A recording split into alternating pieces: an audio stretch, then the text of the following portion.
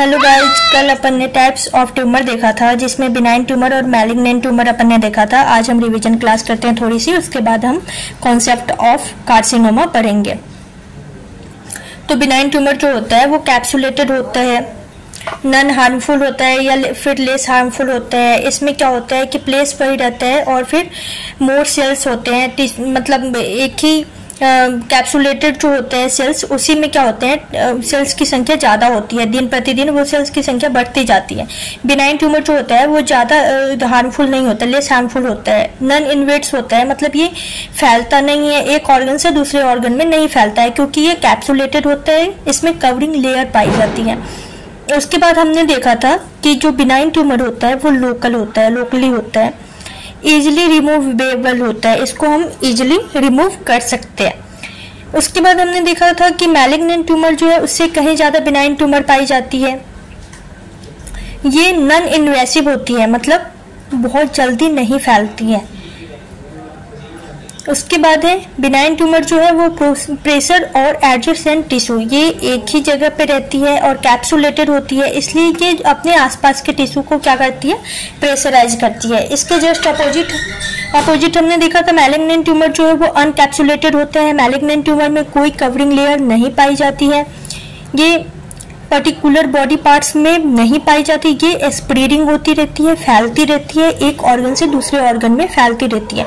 इसका एग्जांपल मैंने आपको बताया था, ब्लड कैंसर अगर हो जाए पेशेंट को तो वो फिर एक ही जगह पे नहीं रहेगा, वो पेशेंट के एक ऑर्गन से दूसरे ऑर्गन में, क्योंकि ब्लड सर्कुलेट होता रहता है तो वो एक जगह से दूसरी जगह जाएगा और फिर वहाँ ब्लड कैंसर कॉज करेगा। उसके बाद हम देखे थे कि मैलिग्नेंट ट्यूमर जो है वो मोर हार्मफुल होता है, बहुत ज़्यादा हार्मफुल होता है। ये इन्वेसिव होता है, मतलब कि आक्रामक तरीके से फैलता रहता है।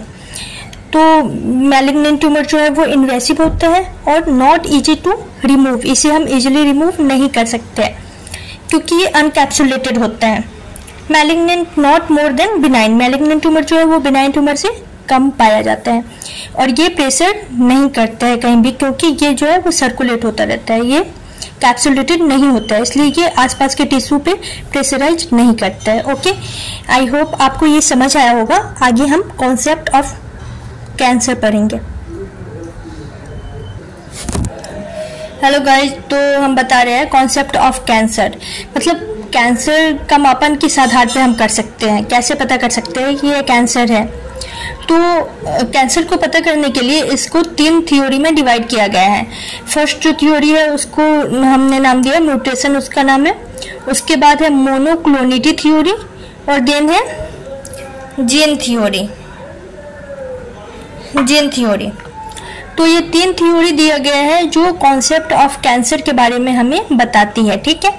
तो हम पहला थ्योरी जो है म्यूटेशन, उसके बारे में अभी पढ़ेंगे। गाइज अपन देखेंगे फर्स्ट थ्योरी जो है वो म्यूटेशन है। म्यूटेशन किसको बोलते हैं, तो हम म्यूटेशन का डेफिनेशन देखना है, abnormally permanent changes in the sequence of cells. Cells में क्या होता है, सीक्वेंस ऑफ सेल में एबनॉर्मली तरीके से अगर परमानेंटली चेंजिंग देखा जाए तो उसे ही हम म्यूटेशन बोलते हैं। जैसे कि हम आपको बता रहे हैं, कुछ लोग हैं जो काफ़ी दिनों से वही सिगरेट, तंबाकू, खैनी, बीड़ी, पान, अकड़ा बकरा कचरा खाते रहते हैं, है ना। तो ये कचरा खाते खाते क्या होता है, वो कार्सिनोजन हमारे शरीर में जाकर के फिर क्या करते हैं, हमारे सेल्स को क्षतिग्रस्त करते हैं, एबनॉर्मली तरीके से सेल डिवीजन करवाते हैं और वही क्या करते हैं, म्यूटेट होकर के कैंसर का रूप धारण कर लेता है। तो पहले भी क्लास में हमने आपको ये बता रखा है कि किस तरीके से सेल एबनॉर्मली तरीके से कैंसर सेल्स ग्रोथ करते हैं, ठीक है। तो हम म्यूटेशन को समझने के लिए सबसे पहले हमें ये सेल के स्ट्रक्चर के बारे में थोड़ा सा समझना पड़ेगा।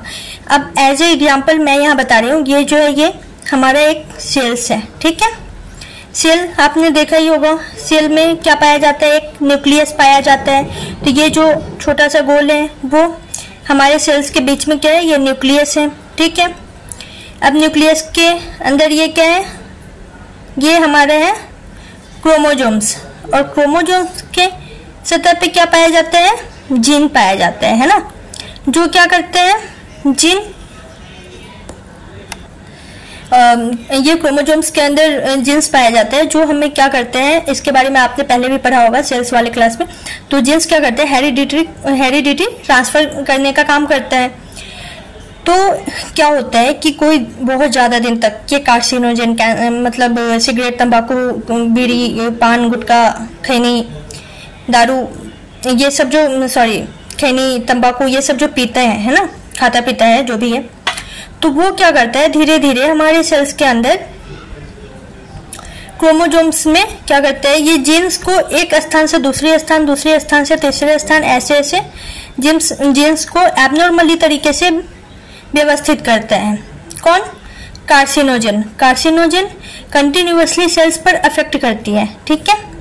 और क्या करती है कि जीन की व्यवस्था को पूरा खराब कर देती है, जिससे जीन्स का जो हमारा सीक्वेंस है, अब ये जीन्स जो है इस सीक्वेंस में, अब इसको कहीं उठा के इधर रख देगा, कहीं उठा के इधर पटक देगा, तो इसकी वजह से क्या होता है कि जीन्स का पूरा सीक्वेंस चेंज हो जाता है, जिसे हम क्या करते हैं, म्यूटेशन कहते हैं। अब कार्सिनोजन कैसे इफेक्ट करता है, तो ये कार्सिनोजन इस तरीके से हमारे सेल पे क्या करता है, अफेक्ट करता है। मतलब कार्सिनोजन की बहुत ज़्यादा अफेक्ट से क्या होता है कि हमारे जीन्स की सीक्वेंस चेंज हो जाती है, और इसे ही abnormally permanent changes in the sequence of cells, इसे ही हम क्या बोलते हैं, म्यूटेशन बोलते हैं, ठीक है। तो आपको म्यूटेशन समझ आ गया होगा। गाइस, जब हम देखेंगे म्यूटेशन जो होते हैं वो अब कितने टाइप्स के होते हैं, 2 टाइप्स के होते हैं। एक होते हैं लीथल और दूसरे होते हैं नॉन लीथल।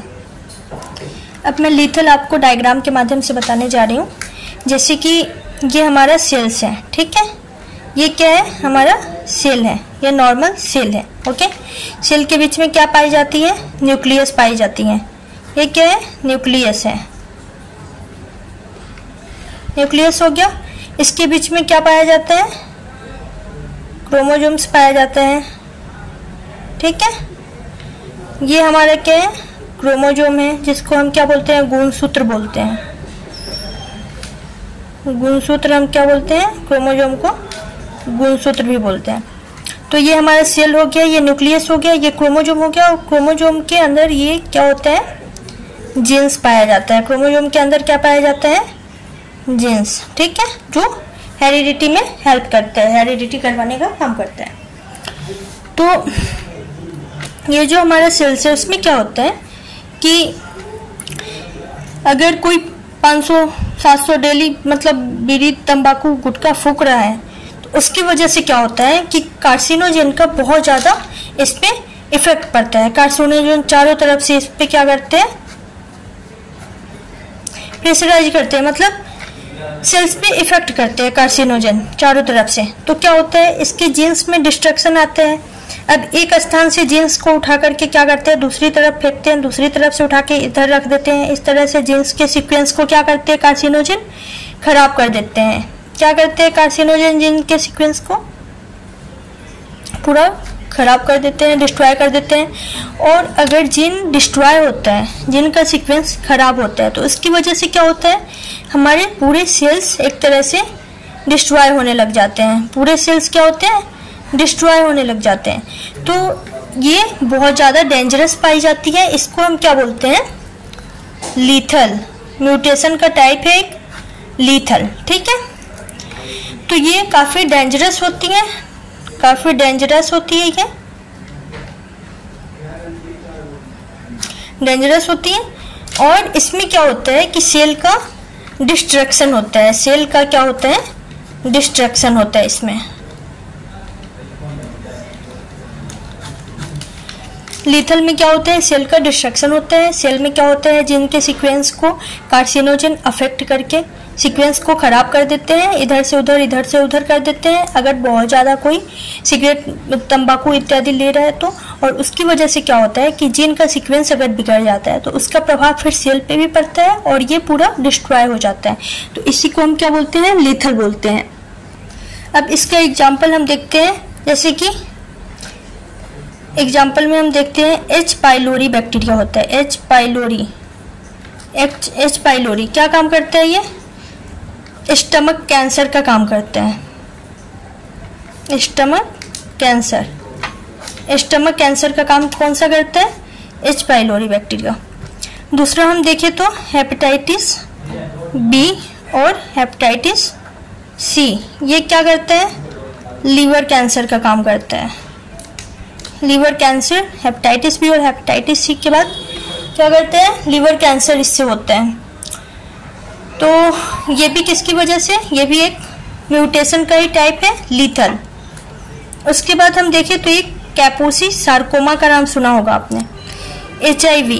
HIV जो वायरस है ये क्या करवाते हैं? कैपोसी सार्कोमा। तो ये सारे जो एग्जाम्पल्स है, ये एग्जाम्पल्स किसके हैं? लीथल के हैं। लीथल क्या है? ये म्यूटेशन का एक टाइप है, म्यूटेशन का एक टाइप है, ठीक है, लीथल। अब दूसरा टाइप हम देखेंगे। दूसरा टाइप क्या है म्यूटेशन का? इसका नाम है non lethal. Non lethal type है म्यूटेशन का। दूसरा टाइप क्या है? Non lethal. अब इसमें क्या होता है? इसमें ये जो सेल है इसमें न्यूक्लियस है, फिर इसमें भी ऐसे ही जीन्स होते हैं, ठीक है, क्रोमोसोम्स है, और इसके सतह पर क्या है? जीन्स है, ठीक है। सेम ऐसे ही सेल का नॉर्मल जो डायग्राम होता है वही है। अब नॉन लीथल में क्या होता है कि इसमें भी कार्सिनोजन क्या करते हैं? अगर जो रेगुलर खा रहे हैं तंबाकू सिगरेट नॉर्मल, मतलब बहुत ज़्यादा अमाउंट में नहीं खाते, तो उसमें भी कार्सिनोजन दिन प्रतिदिन क्या करता है? सेल पे दबाव डालते हैं, सेल पे अफेक्ट करते हैं सेल को, है ना, सेल को अफेक्ट करता है। इसकी वजह से क्या होता है? जीन्स का सीक्वेंस इसमें भी इधर उधर बिगड़ जाता है, ठीक है। जीन्स का सीक्वेंस चेंज होने की वजह से इसमें क्या देखा जाता है कि इसमें सेल का डिवीजन होता है।